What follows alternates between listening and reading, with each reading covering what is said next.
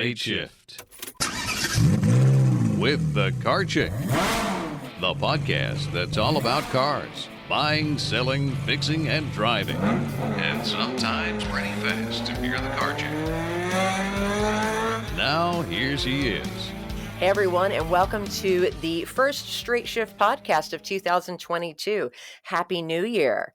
Those of you who have been listening for a while may remember that back in November of 2019, I did a podcast on the impact or potential impact of electric vehicles on the U.S. economy, how they might impact oil prices, how they would change how we pay taxes to support our roads, what the impact to jobs in the automotive industry might be.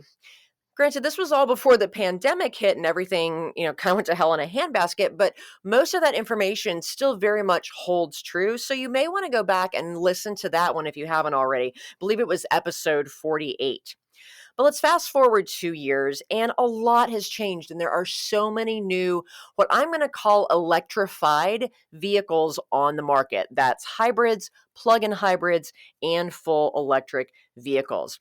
And the marketing hype about these new makes and models that are coming out, combined with rising gas prices across the country, especially in places like the Northeast and California, all of this is sparking new consumer interest in this new technology.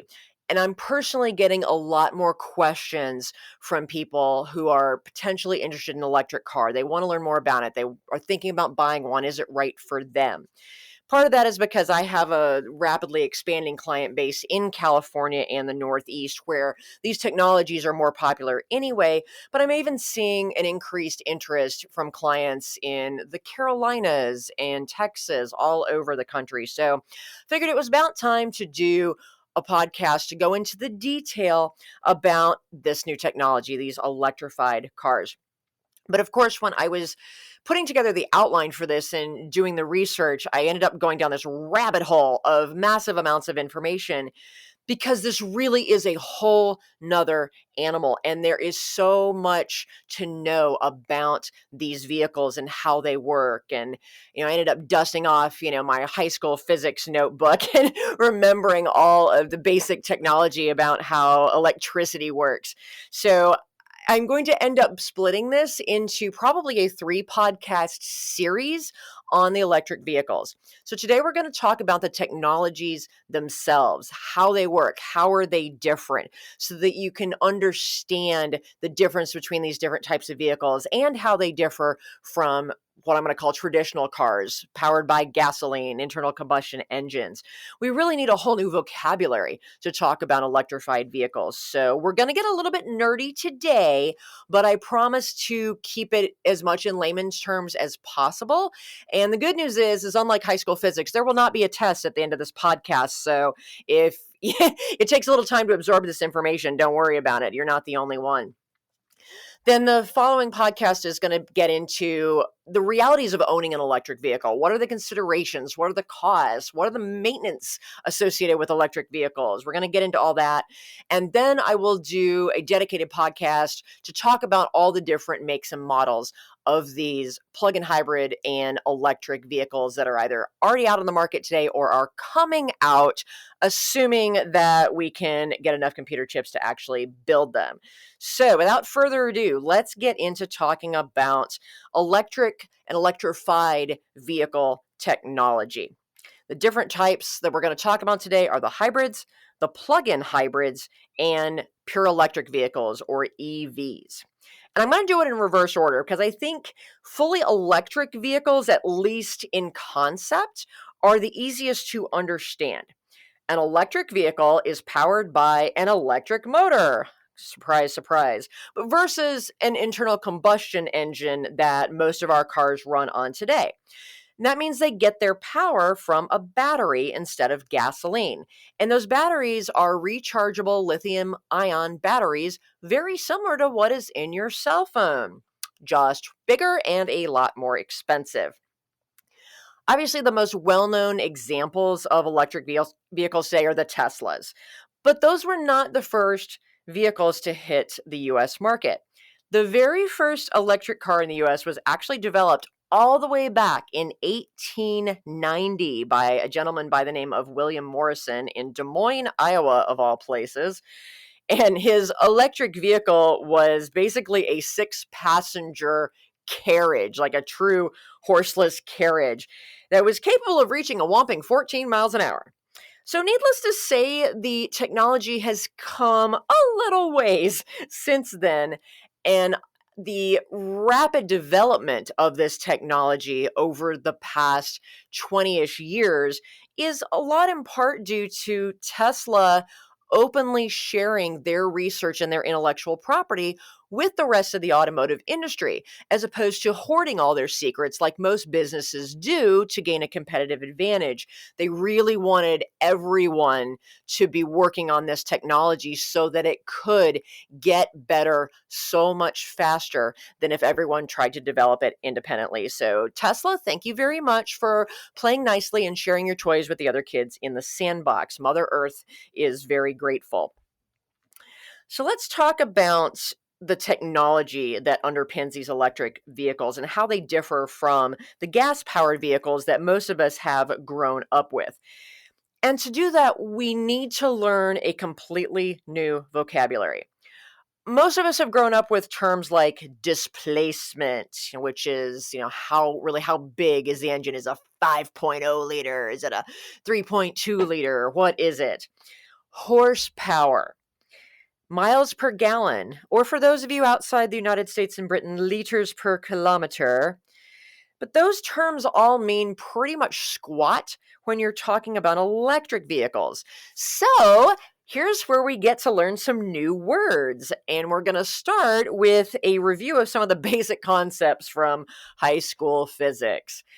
And if you're like me, it's been a while since high school physics, but the things that I remember most about high school physics are my teacher, Mr. Bromley. It was really cool. He was also the football coach, and he liked a more hands-on approach to teaching physics. So, we did the traditional egg drop challenge, but the thing that was most fun for me, and this has nothing to do with electric cars, I'm just sharing a warm memory from my past, but I was a figure skater growing up, and we had a field across the street from the high school that was a public park that they flooded every winter and froze, and it was a public outdoor ice skating rink, and I taught the lessons there. So when we were doing the physics chapter on centripetal and centrifugal force, Mr. Bromley thought, what a great way to teach it since we have a figure skater in the class. So we all got bundled up. It was the last class of the day and went across the street. And he taught those concepts by having me do various types of spins on my ice skates out on the ice and demonstrate how I sped up when I pulled my arms in and changed position. So we had a really good time, and that was a lot of fun. But electricity was kind of a different ballgame. So remembering back to those concepts, the first term we need to remember is electric tension. This is what's known as voltage. That's what's measured in volts. The other one we need to know is electric current, and that refers to the flow of those electrons through some sort of conductor, and that is what is measured in amps. Power, which we all love, power, equivalent to the voltage multiplied by the current. And that is what is measured in watts or kilowatts. And kilowatts is a key term for these electric cars, as is the measurement for energy. Energy is the power multiplied by time in hours. And this is where we get the term kilowatt hours. So those are the most important terms that we need to understand, because those are the units of measurement when it comes to electric vehicles. So we need to understand what those really mean and what the difference is. So my favorite analogy for this, I think it makes the most sense to most people. Kilowatts indicates the capacity to transfer energy, and kilowatts per hour is the amount of energy that is effectively transferred in that time. So let's think about water and water flowing through pipes. The bigger the pipe, the more water can flow through it, right? So the energy refers to the amount of water that is flowing through the pipe for a given period of time. So instead of water flowing through a pipe, you have electrons flowing through a conductor. But water pipes is a much easier concept to understand. So let's remember that it's kilowatts and kilowatts per hour. Unlike internal combustion engines, electric motors are actually very, very simple.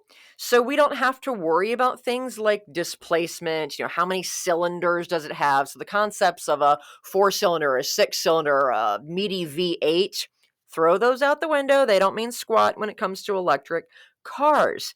You don't have valves. You don't have turbochargers. You don't even in most cases have a normal transmission, with the exception of some vehicles. Just all that technology works very differently. But what's important for you as a consumer to understand is that the output of an electric motor is measured in kilowatts. Now, the companies that are making these cars, because we have been thinking in terms of horsepower for over a century now, they want to make sure that they can relate the electric motor's output capabilities to something that we understand. So they will still translate it into a horsepower number that makes more sense to us as consumers. And fortunately, there is math that will do that. Horsepower equals your kilowatts times 1.369. I have no idea where they got that fraction, but that is the math that is involved. So, for example, a 100 kilowatt motor produces effectively 136 horsepower. So, fortunately, we can convert them to terms that we're more familiar with. So, let me just give you some examples of the cars out there. The Nissan Leaf, that has, 110 kilowatt electric motor. So that translates to about 147 horsepower. Nothing terribly spectacular, but it's a pretty small car. Now, if you want something a little more exciting, your average Tesla Model S, at least their base model, I'm sorry, not the Model S, the Model 3, which has become very, very popular. It's their most, quote, affordable Tesla. That has a 211 kilowatt motor. And that translates to about 283 horsepower, more or less. So that sounds a little bit more fun. Now, Porsche, because, the Germans fully believe that anything worth doing is worth overdoing, their Taycan Turbo, which is Porsche's new electric sedan, which is ridiculous, has an electric motor. And this is the Turbo S version without the overboost. So that's getting a little complicated, but effectively their base model car, so to speak, has a 460 kilowatt electric motor. It translates to over 600 horsepower, and that's without the overboost. With their boost technology, which I will not get into, it's like 750 horsepower. With the launch control technology they have in it, it can go from 0 to 60 in about 2.5 seconds. That is the same acceleration of most F1 race cars. It's absolutely ridiculous. The concept of torque, which I always translate to how much oomph does the car have, that still means something with electric motors. And that's the beauty of electric motors. When you lay on that electric power, so to speak, those electrons just flow and you get this, what's called a flat torque curve. It accelerates very linearly and very awesomely in most cases. So for those of us that are nerds about, race cars, we love torque, and the flat torque curve of an electric motor is seriously, seriously fun in real life. So I will get down off of my race car nerdy platform for a second, and let's talk about fuel economy. Again, we have to learn to use some different terminologies. Fuel consumption of a gas-powered car, right? That's measured in miles per gallon. We know this in the US, measured in kilometers per liter everywhere else in the world. But because there are no actual gallons in the electric world, the term fuel economy, you have to start thinking about fuel in terms of electricity, the electrons. It's really measured in kilowatt hours, which translates into a range for practicality's sake. How many miles can the car go before it runs out of electricity and leaves you stranded? These are the important real-life applications, people. So different electric vehicles have different kilowatt hours in terms of their battery capacity and therefore have different ranges. On the low end, most pure electric cars, have a range of 100 miles, which is not particularly far and practical, up to 400 or more miles on the high end. Tesla is one of the most efficient, if you want to call it that, of the electric vehicles. They have some of the longest ranges, and that depends on several things. The range is determined by the capacity of the battery, the kilowatt hours that it can hold. How many electrons can it hold? But it also depends on some other things, because it's not just the electric motor that is eating up those electrons. In real life, you are probably listening to some music on your radio or your satellite radio. You may be running the heat or the air conditioning. You might be using a navigation system. The vehicle is communicating to you on the fancy screens. So there are other things in the vehicle other than just the motor that is moving your car that are consuming that electricity. So the more of those other things, those accessories you use, especially things like the air conditioner, that is going to suck the electrons out of your battery a lot faster, thus reducing that range. So when you see a range number published by a manufacturer, it usually says up to however many miles, knowing that in real life, it's not going to be that far. So don't expect to actually get to go 400 miles before you run out of electricity. It might actually be 300 miles because you're running the radio and the air conditioner, etc. So this is one of those things where we have to, on paper is one thing, and in actual real life is something totally different. But as I said, this range is determined by how much energy the batteries can store, and that capacity is what is expressed in kilowatt hours. The more kilowatt hours, the higher that number, the longer the battery will operate, and thus longer the range. Mostly. So for example, the Nissan Leaf the SV model has a 40 kilowatt hour battery, and you can go up to about 150 miles on that. Now, if you ever watched the old Top Gear episode where Jeremy Clarkson actually tested that in real life, they found with running the radio, running the electricity, or even just the blower fan, that was reduced significantly. And I think they actually got a realistic range of like 35 miles or something stupid. Granted, that was an old version, the original Nissan Leaf, and the technology has improved. They've gotten more efficient, but it was a pretty funny episode.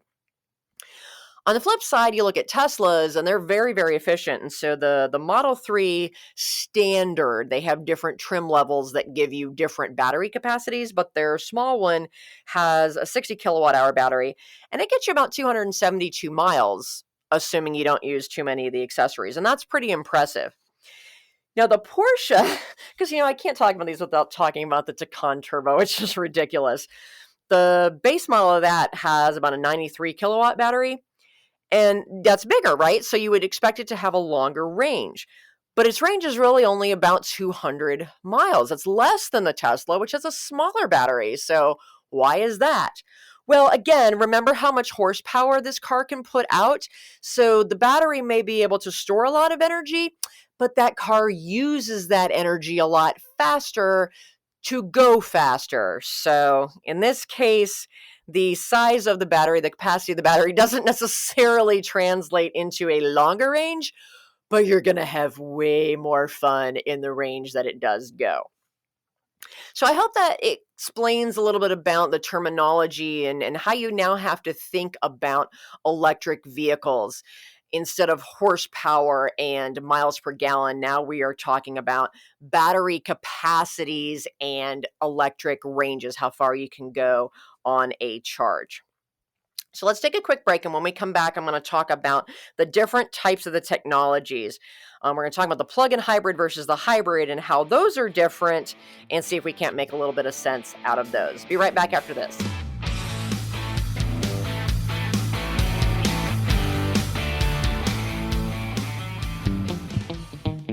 Do you hate car shopping? Do you worry about being taken advantage of or about finding the right car at a great price? Buying a car can be a frustrating and time-consuming experience. But what if you could get a great deal without having to do a ton of research, without having to haggle, and without the fear of buying a lemon? You can. As your personal car shopper, the Car Chick will help you pick the perfect car based on your unique lifestyle, budget, and personality. She'll handle all of the legwork and negotiating for you. All you have to do is sign the papers and take the keys. It's that easy. To learn how the Car Chick can save you time, money, and hassle on your next car purchase, give us a call at 704-248-8706. That's 704-248-8706. Or visit us on the web at thecarchick.com. Where the rubber meets the road. Nice to meet you. Love your asphalt. Hey, nice treads. It's Straight Shift with the Car Chick. Welcome back to the Straight Shift. We are talking about the different technologies behind electrified cars, hybrids, plug-in hybrids, and electric vehicles. And I hope the first half of this podcast that really got into the physics and all the terminology on electric cars made sense to those of you that do not have a physics degree. So we're going to get a little bit simpler now, but talk about the plug-in hybrids and how those kind of split the difference between an electric vehicle and a hybrid vehicle. So a plug-in hybrid, or what you may see a PHEV, that's the acronym that's used, a plug-in hybrid electric vehicle. These get a little more confusing. Both hybrid and plug-in hybrid vehicles, unlike an electric vehicle, which only has an electric motor, hybrids and plug-in hybrids, as the hybrid name would suggest, have both. They have an electric motor and a regular gas-powered internal combustion engine, which I'm just going to call a gas engine for simplicity. The first plug-in hybrid was sold in the U.S. back in 2010, if you remember, the Chevy Volt. So it's pretty cool that a U.S. manufacturer was the first to bring this technology to market. A plug-in hybrid, as the name clearly says, you plug it in just like a regular electric vehicle to charge that battery. Rocket science, right, folks? I told you I was going to try and keep this simple. With a plug-in hybrid, the electric motor has the ability to power the car on its own, but for a much shorter range because it's a lot smaller and it has a much smaller capacity battery. So you may be able to go 20 miles or 30 miles, maybe 40 miles, depending on which model you choose and the type of battery that it has, but you can only get that far. But the difference is, with an pure electric vehicle, that battery is all you've got. So once you run out of electricity, you're done. You're stranded. With the plug-in hybrid, once that little battery runs out of electricity, the electric motor goes, I'm done. And then the gas motor, it passes the baton like a relay race, and that gas engine takes over, and now you're just running on a normal gasoline engine. So it kind of gives you the best of both worlds, so you don't get stranded when you run out of that electricity. It gives you a nice big safety net. So how do you recharge one of these cars, either a plug-in hybrid or a pure EV? We can't talk about the technologies without talking about how to recharge them, because that's a real life concern that we have to address. And of course, it's simple and complicated at the same time. There are currently 3 different types or levels of charging on the market. Level 1 is the basic plug it into the wall in a regular 120 volt household power outlet, charging it almost just like your cell phone does. And you can typically get anywhere, around 1 to 1.4 kilowatts of power out of those. So real life translations, to fully charge that little Nissan Leaf that only has that relatively small 40 kilowatt hour battery takes about 35 hours. So this is not a very efficient. It's like a slow trickle to resupply those electrons to the battery. So it's not a practical charging solution for most people. But of course, that's the one that comes free with the car. So it is the cheapest solution. And it may work for somebody that has another car as a backup, or they don't drive very often. And so bringing their car home and plugging it back in for a day and a half isn't a big deal. But it's really not the best way to do it. So there is a level 2 charger. And these are both done using alternating current. So level 2 requires a dedicated 240 volt outlet. That's what your washer and dryer, your dryer plugs into. So most people have 240 in their home. They just may not have it in the garage. I happen to have one in my garage because the former owner was a woodworker and he had a whole bunch of apparently really cool tools, way cooler than what I have. And he required 240. So I've got 240 in my garage. So that's nice. I don't have an electric car to plug into it, but if I ever get one, I'll be good to go. Now, depending on your setup and the capacity of the charger, you can get as much as like 9.6 kilowatts of power. So translating that into real world, instead of taking 35 hours to charge your Nissan Leaf, you can do it in 8 hours. So basically you can charge your car overnight, very much like people get in the habit of doing with their cell phones. This is the daily charging solution that most of the car manufacturers will recommend to you for your electric car. It's not just because they want to sell you the nicer charger. It actually is better for the battery, it's better for the car, and it's more practical for your lifestyle. Of course, you can buy these from the dealer, but most of them are made by third-party companies, and the good ones can be purchased on Amazon, and they typically, around $500 to $1,000. But then remember, there is the installation charge. So you do have to have a licensed electrician in most cases install one of these, especially if you've got to have them run a 240 outlet to your garage. And the installation costs, depending on whether you've already got that kind of power running to your garage or not, can range from, $750 up to $1,500 or more dollars, depending on where you live. So you have to consider that cost on top of the cost of the electric car itself. But definitely have it done by a licensed professional. Most building codes require it by law because you don't want to be messing with electricity yourself when you're not a licensed electrician and potentially burn down your house. But the level 2 is definitely worth the investment for people just to have a more practical charge your car overnight lifestyle. There is a level 3. And this is also called fast charging, but this is done via direct current, not alternating current. And I am not going to go back to that chapter in high school physics. Just if you don't remember the difference between the two, just Google that. But these are done via special charging stations that are 400 volts. And depending on the type of station and the capacity of your vehicle, you may get as much as 50 kilowatts of power with those types of chargers. Tesla makes one called Tesla Superchargers because, of course, they're going to lead the market on this. And there's 150 kilowatts out of those babies. That's pretty impressive. But this type of charging, the fast charging, really takes its toll on the batteries. And so you really don't want this to be your primary charging solution or do it on a daily basis.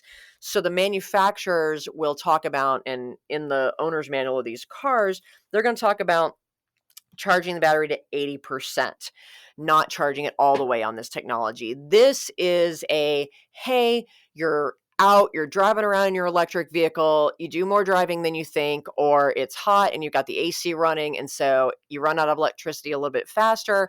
Now you can go to one of these fast charging stations and charge it up enough to get home or to finish your errands or whatever it is you're doing, and get back home and then do a full charge on your level 2 station at home. But this fast charge, you can get 80% charge usually in under an hour. So this is why these are the types of charging stations that you will typically find in public places. So, Whole Foods was one of the first businesses, because of their whole business philosophy, to offer charging stations for electric cars in their parking lot. Like the best parking spaces right up front, reserved for electric cars. It's pretty cool. These are the ones that are being added to a lot of gas stations, because eventually gas stations are going to go by the wayside and it's going to be more of fast charging stations, rest stops, many parking decks at uptown in your big cities. Employers, corporate campuses are providing these types of stations to charge your car quickly while you're there. They may have a level 2 station that you can just charge your car for the 8 hours that you're at work if you need to. The infrastructure bill that passed Congress back in the fall had a big provision for rolling out more and more of these types of charging stations with level 2s and level 3s across the country. And think about what this is going to do, because the biggest limit of electric cars is that range. It's great if you run around in the city, if you have a reasonable commute. People like me who don't drive very much. I go to my mom's house, I go to the grocery store, I go to Lowe's and Home Depot. I go to a networking event every now and then, but I don't put a lot of miles on my car, nor do I drive long distances in one trip typically. So now you're going to be able to, hey, well, now you can road trip, to that football game that's, 5 or 6 hours away. You could take your electric car to the mountains, to the beach.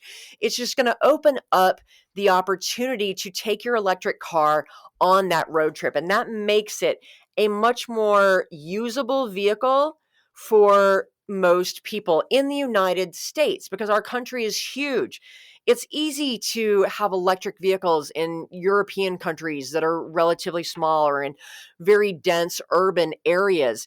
But to explore the United States, or even just to go over the river and through the woods to grandmother's house for the holidays, it usually involves a road trip for us Americans. So by them rolling out this new infrastructure, and Tesla has been funding and implementing a lot of this to date. So if you look at some electric infrastructure maps, and Tesla's website has a link to that. You can also just Google, electric charging station map USA, and it will show you. And just looking at the difference between what that map looked like 2 years ago and what it looks like today, it's incredible. We are really starting to make electrified cars a more practical reality for the United States of America. And that's really exciting. Now, granted, they're still expensive, but the cost to own is what we'll cover in the next podcast, and is a whole different story. But it's really cool that you can stop at some rest stops in this country, have lunch, go to the bathroom, recharge your car a little bit, and then take the next leg of your road trip. But in talking about these different levels of charging, of course, the connectors are not universal. So let's think back to our cell phones, right? You bought a cell phone from a certain company, and the charger and the cable and the type of connector only worked for that type of phone. It was so freaking frustrating. There now are more standards, so most of your Android phones today have a USB-C connector, but then there's Apple, which has the Lightning connector. Guess what, folks? It's the same with electric cars. You have the North American standard, you have a kind of Japanese/Asian standard that the Japanese and Korean cars have. There's more of a European standard. And then, of course, Tesla is the Apple of the car companies. And of course, they have their own completely proprietary, unique type of connector. So you may need an adapter. It's it's just a really expensive cell phone, people. So these are the types of things that you have to understand. What type of connector does your car come with? And then will it plug into the charging station at the Whole Foods, or do you need to buy some sort of adapter? It's just a lot of fun. So those are some of the things that we'll talk a little bit more about when we talk about the realities of owning one of these cars. But I wanted to talk about just the regular hybrid technology because these are the type of cars we've lived with the longest and people are most familiar with because they've been on the market.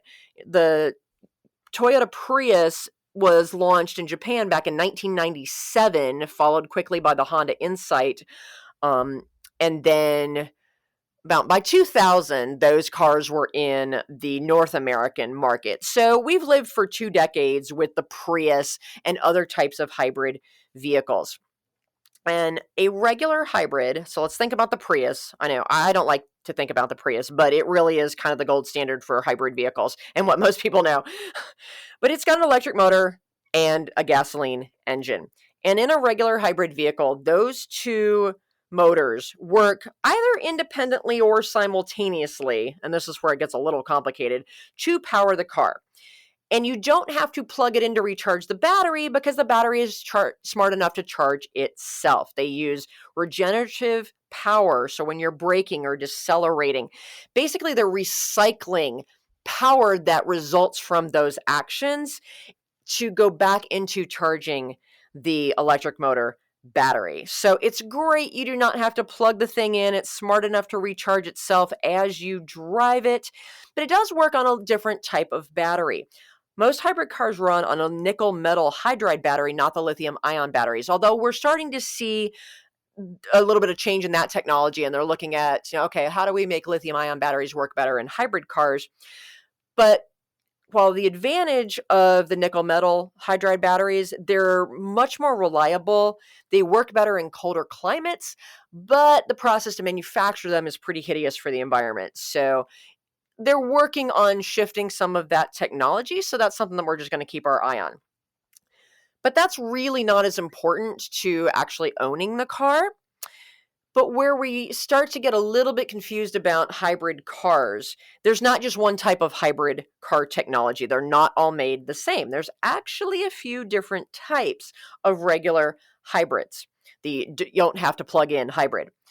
The first one is called a mild hybrid. It's not like mild, medium, and spicy, but mild hybrid, I don't even consider these to be true hybrid vehicles, and they're not marketed really as hybrids. They're just regular cars, but they use some of the elements of that hybrid technology to be a little bit more fuel efficient. Essentially, a mild hybrid adds a little bitty capacity battery to the conventional starter motor and the alternator system that allows the vehicle to potentially shut down the internal combustion engine for short periods of time, like when you're at traffic lights or you're coasting downhill. But it's still providing power to your accessories, your radio, your air conditioner, your lights, etc. So that little tiny battery is recharged like regular hybrid batteries using that regenerative power. Sometimes the electric motor can even provide a little bit of assistance to the regular engine during accelerating, but it's really a very incremental increase in your fuel efficiency. Really, it's the start-stop technology that is most common with these, quote, mild hybrids. And that annoys the crap out of a lot of drivers. Like, I could never drive a vehicle that has that start-stop because there's that hesitation when it has to restart. And I do not hesitate when I go. When the light turns green, I'm going. Granted, I am not the most fuel-efficient driver, but it annoys a lot of people. But it does give you a little bit better fuel economy on those vehicles. So for examples of your mild hybrids, the Mazda CX-5 has this technology. Some of your German cars like the Audi A4 and then the BMW 3 Series have it. Even the Kia Sportage takes advantage of it. So there are vehicles using this mild hybrid technology, but they're not going to be called hybrid vehicles. They're not going to be marketed as such, and they will not be under the hybrid tab on the manufacturer's website. They're just regular cars that are cheating and using a little bit of that technology to try and eke out 1 more mile per gallon in your fuel economy. Getting into real hybrids, there are 2 essential different styles of hybrids, a series hybrid and a parallel hybrid. A series hybrid the petrol engine, your gas-powered engine, and the electric motor, they work in series. This is kind of like the Christmas lights that are either series or parallel, meaning that if one light goes out, the whole line goes out, or if one goes out, the whole light still stays lit up. That's how I think about series and parallel with electricity. But in terms of the hybrid, just talks about how the two different motors work together to propel the vehicle. And the series hybrids are typically considered what they call extended range vehicles.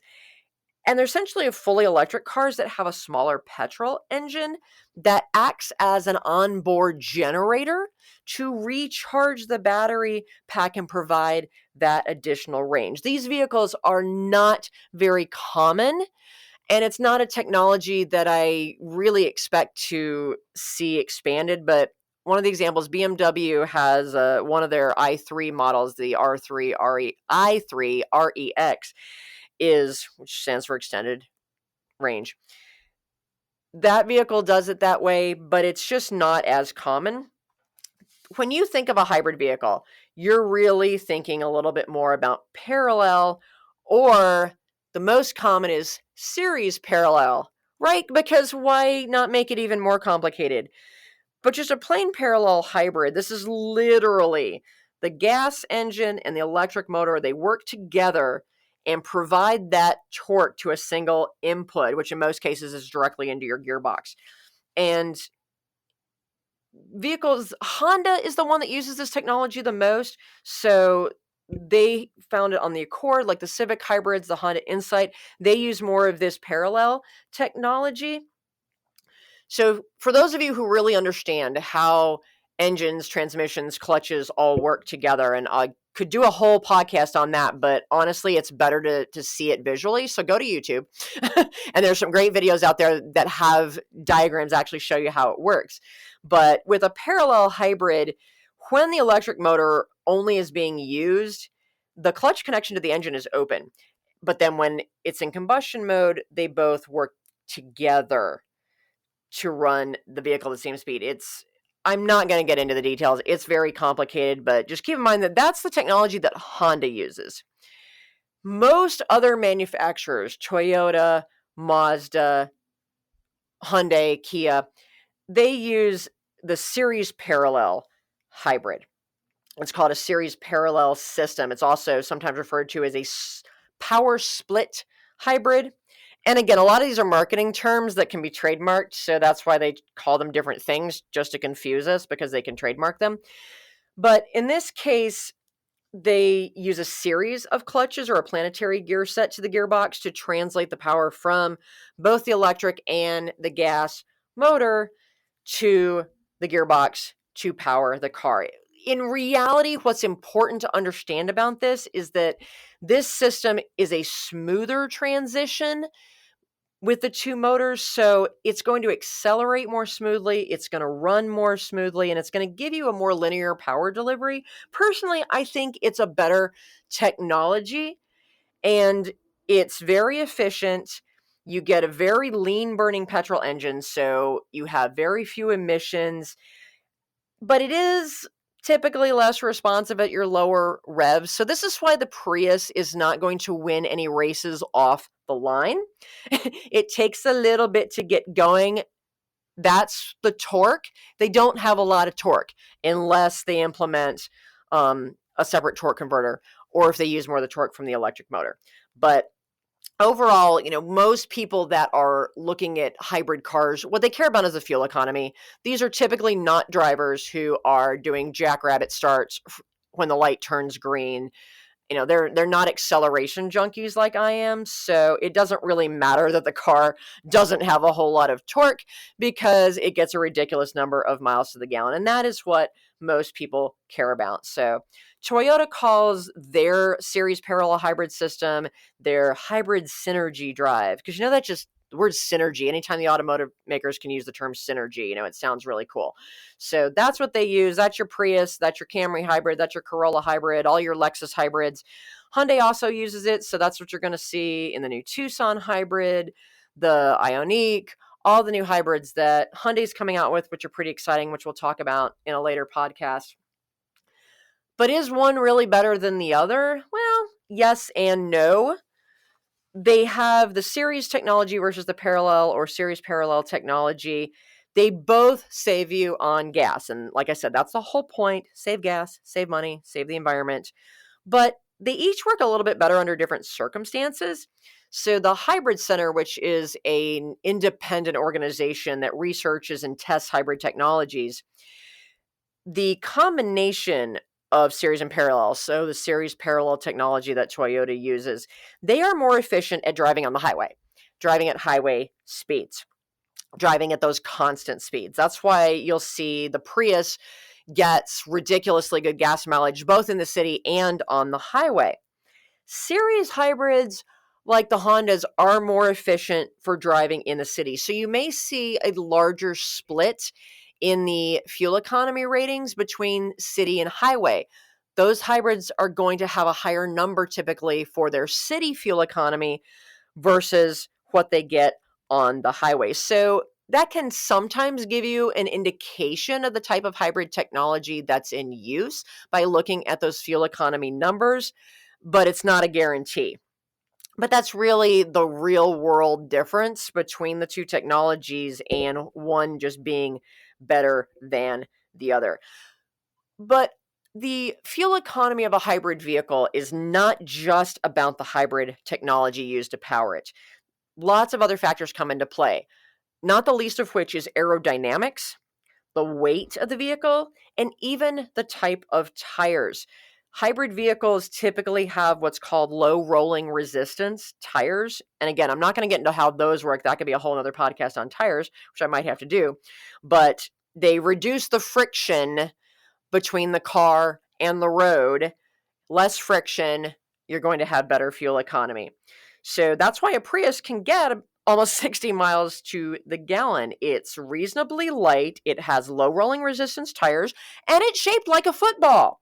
So this is why a large SUV, in contrast, even when it's a hybrid, if you think back 2009, the Tahoe came in a hybrid, and it still got crap gas mileage because it's a giant rolling brick. So think about Tom Brady or Aaron Rodgers throwing a football versus throwing a brick. That pretty much tells you why the Prius is a more efficient vehicle than an SUV, even in hybrid form. So I know I got really, really nerdy and technical in trying to explain these technologies without having any visuals and without doing math, but I hope it has helped you to understand at least the difference between pure electric, plug-in hybrid, and regular hybrid vehicles. So understanding the differences in those technologies and how they work is now going to set us up for the next podcast where we talk about the real world considerations of owning these vehicles and maintaining them, and what do you need to think about? What do you need to be worried about? What don't you need to be worried about if you're considering owning one of these? So lots of exciting new models coming out, and we'll talk about those in a later podcast as well. But until then, no matter what type of vehicle you drive, I hope you drive it safely. I'm out of here. The Straight Shift podcast is copyright Leanne Shattuck, The Car Chick, 2017. All views expressed by guest and or co-hosts are those of the guest and or co-hosts, and not necessarily those of Leanne Shattuck or The Car Chick.